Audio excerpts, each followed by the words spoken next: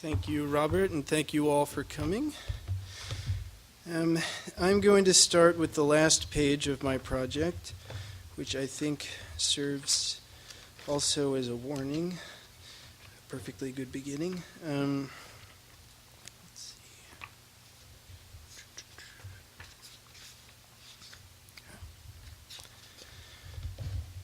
This temple door to where a modest god of my own size lives. We survive through this thingly world. Be suspicious of anything I hand you. I've already tried to live in it. I leave you the rock that couldn't hold the blood of Isaac. I live in what's next, in what the line opens onto. I wade in the shallows of the next thing you say. And this is called First Fruits, and it's deceptively, it's sort of an ode to springtime, I guess. O graceful between the crags, through them his note held, or his prolonged deaths, a breath held, in the crags themselves. The tailbones tell. The tale? Flickering memory of the true north of Alpine people, still smelling of that mountain lake from which down they came, still graceful, though the bones are talking, too far away to hear, and yet are heard. The giants' heads buried all along the shore, mossy warnings still making us up, their serpent tongues still whisper, curves rising on the hill. I sing their song, though not all the letters are clear. I follow the valley to its outlet through incongruous topologies to the city that name it takes the world to say. I've come to watch the ships sail, a spring wind talks through the propped-up face. Not what I mean, but meaning makes me. I am the God who knows only what you do. The star painted on the inside of a tent, smell of an ancient lake, small fire of sweetgrass at my feet. I wake to the sound of lovers. Private business is my morning. Egress of garments, to right body in all that skin and slip out of it, leave one sign, my fit. Vellum, the hide, is a sail. They used to hang them all along the road, a sail to catch our moons. Thirsty for blood, Lorca said, and his woodcutters prayed a night forest was close enough. We would, still do, walk along the road, etching ourselves, moon's silver knives into the wood of the forest, writing the story of our thirst. We hang our sails there to see what it says, spell out the secret of our exhale. Those people I meet at night who pretend not to know who I am. I turn over the page and find you at last. But too soon, always is too soon, he thought, pulling the furs around him. I have etched all things into light, all things available through myself. I have ruined my eyes reading from the dark, the moon there perched on my wide flesh. Owls and panthers, all these truths have left me in their incantation. Cold, I am cold, death said. What is left? Where is thanks, now that I am me? The frogs, and then rain. I am not this embarrassing garden, he said, pulling the furs over his eyes. Death is silent, waits for us to speak, say the world from the silence of his text. Not death, of course, but no one, who needs all the world to be, cries out for it, elicits the cry from us, cries out and is no longer death, leaving behind a no one. So he says, but now he doesn't know, can't know. This kind of saying is at the root of me, he thinks, as it starts to drizzle again. Days worth of work, rain, the earth heats below me, all this in a single day. Are these the ghosts, turning away from death, that come into my poem? You daffodils?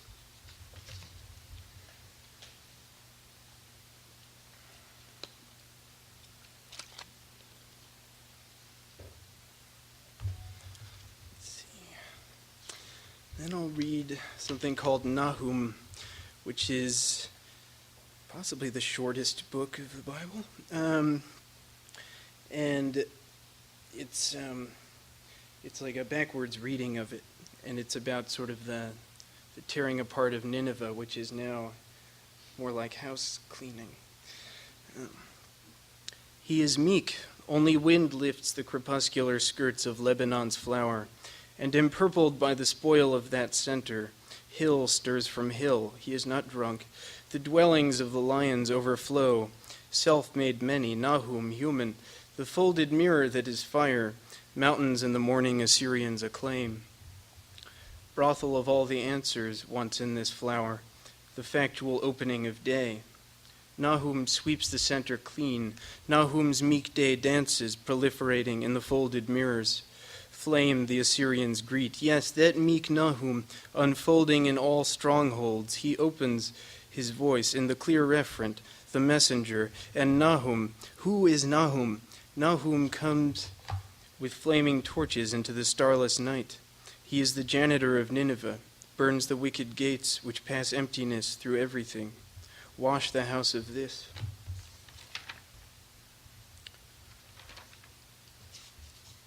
I suppose I will read you my California journals.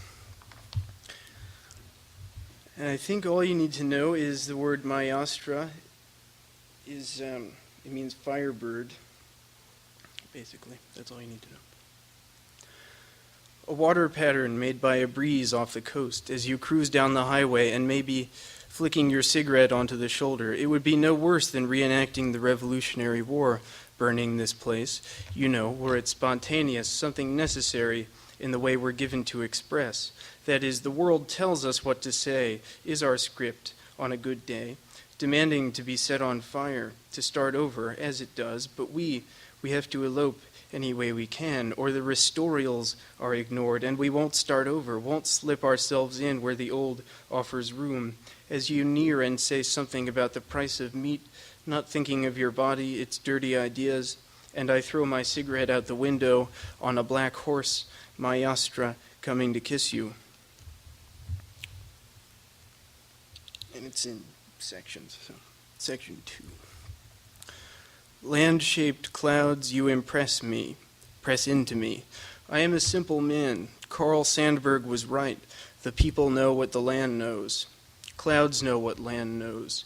Ridged. And water, what does water know? What people want, that people want.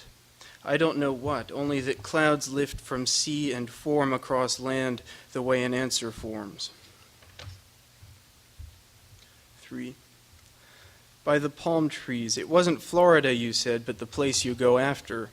Palm trees in the snow, deeper than thought. We were in California in June, mosquitoes in the snow. This is someone's real memory, you said, turning the snow over in the air. Mosquitoes. We're always expecting Jesus, that's neither here nor there. But the memory, the present, and he between them, just for the pleasure of talking about him, like a peach in motion he moves. Is the pleasure talking itself is, pleasure itself, sort of disgusting to the instincts. Coming down from the peaks of California to tell the people there is a place for what isn't thought. From the introduction to Plotinus, something about the highest point in the realm of intelligence. They don't understand him, and he comes before them like a house built from the roof down, come from the paradise that is just beyond sight. Still wearing those meanings we don't know how to read.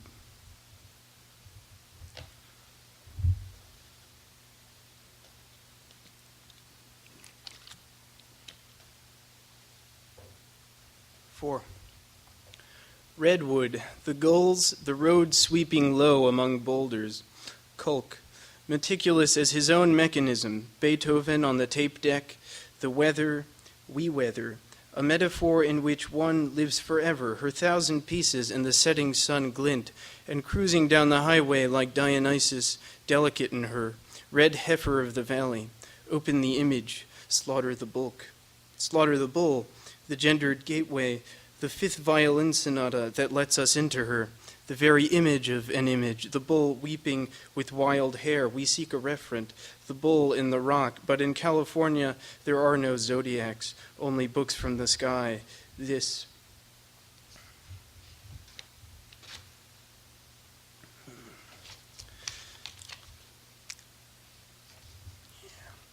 Well, and then I'm going to skip to the very last thing I finished because I realized as I was thinking of what to read that I learned something from that poem.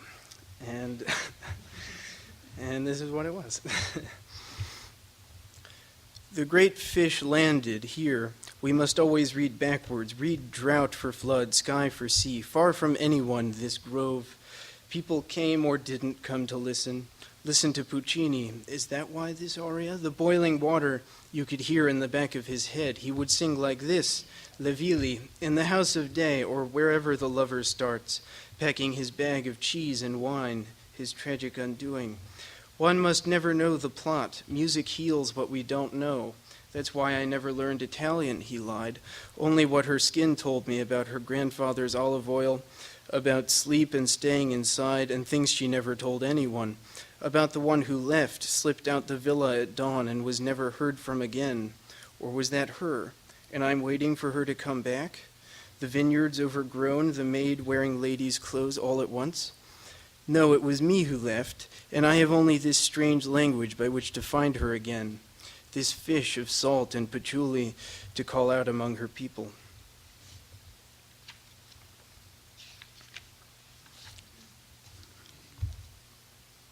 And then this is the last section of California Journals, which I'll go back to. No, that's not true. I won't go back to it. And then I'll read from something called The Wharfinger, which means the master of the wharf.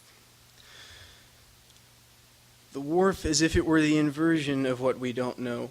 Flat and wide, a misty dock, true, but nothing clear. Salt swoon of fish, of secrets. The salt left by an obfuscation. The suddenly alien body is salt, and the wrist a gull flaps above it. Master of the wharf. Like that. Washed up the salt carcass, white dice, and the pink Himalayan salt. We are gamblers. The whale from the high mountains.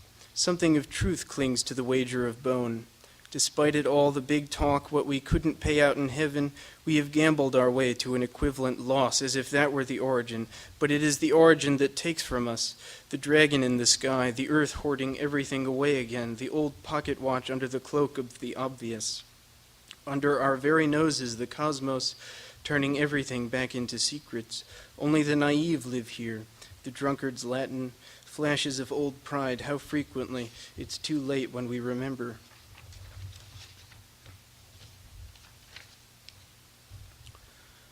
We turn wharf back to wherefin, to turn back to Sanskrit, surpam, winnowing fan, and from there back to our quarters, to dice, kartos, the wrist again, the kind of winnowing you do when the boss back is turned, and the body left to its own devices, the translations, trading lemons for barrels full of salt, those little things we do that keeps everything but us the same, like a wharf full of hands pushing there, pulling here.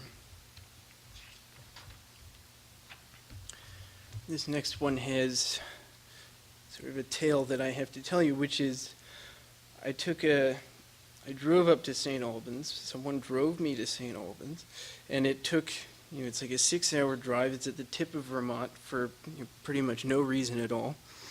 And then like a week or two later, I found out that that's where Paul Blackburn was from. And the stuff that I wrote on that trip was the most Blackburnian stuff I've ever written. So the point is just that I felt a strong connection with him in that place. The wharf is nothing but candor, what was left when the wharf was swept clean. And the wharf from old tackle and salt blue rebuilds under everything that leaves. The master of the wharf opens his windows in the morning to examine the smoke rising from chimney stacks. The trade winds headed straight inland. Even this silly place can learn. An olive-skinned girl props open her bedroom window for the green parrot. She looses a scroll from its tail feathers, a radio traffic report leaking from an old wooden boat moored behind the square gray brick cafe near St. Albans like an anchor from the sky to make sure this place isn't totally made up, but the remnant of some poet. She looks at a narrow street with paving stones, a soft light, newspapers or gulls, and an old chain tapping in the breeze that lifts the gulls over her roof, and tickling her breasts in its passing. Our lovers find us long before we know. That was me, those were my breasts.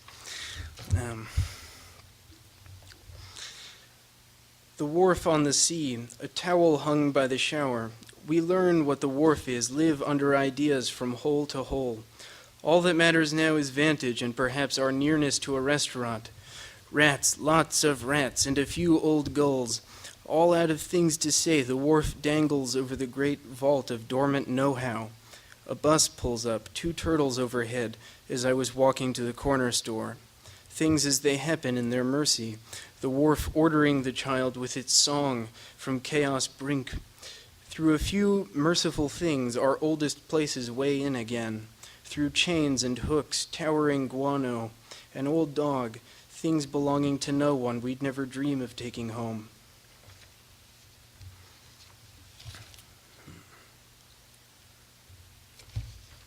And I will read.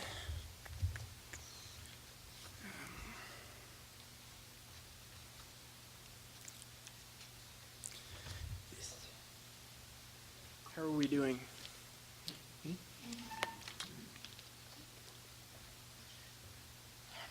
It's called The Impasse. Neighbor, a small bowl in her hands, in the space between our houses, she sneaks up on hers, throws black sludge on the giant rhododendron that has now perhaps created an impasse of her front door. We don't think a rhododendron would do that, but time, undemocratic with our neglect, makes even a flower a door. What grows around the house has followed us, be it from Neolithic heaps or the blue shadow, the flower of Goethe's pencil. We can see there's a house around the house, bird baths, ailanthus, astral body, that part of us that touches the sky, the flowers we put there. Only through them can we get back in. I'll read one more poem. It's masquerading as prose, but it's not. I was going to write like a travel journal, like Basho's travel journals, and it quickly fell apart. I didn't get very far. It's called The Message. 45 days to the lip of the uppermost ravine. Felt too intoxicated to climb further. Something like a yak has acclimated itself to our presence, leading us to edible shrubs, roots along the way. Eagles following, one had to be chased away with Master's walking stick, eyeing our yak. Very strange. Camped for 2 days there, everything is visible. Master has not reappeared from his tent. Hasn't happened since he composed his last poem years ago, after which dejected for weeks. Spent all of yesterday on little walks, the yak close by, inspecting tiny flowers. Master not in his tent. I called and no response, opened the tent flap and the yak jumped in. Eagles took off with my knapsack. The yak is fine. I've rewritten my notes onto his body with a piece of grass dipped in rainwater. Have Master's walking stick and whatever I find to eat. This morning, saw sunrise from abandoned temple. When wasn't I here? Can't remember any more about Master. Will send word if I do. Doves roost here. A mess of rainbows. Hope this finds you. Thank you.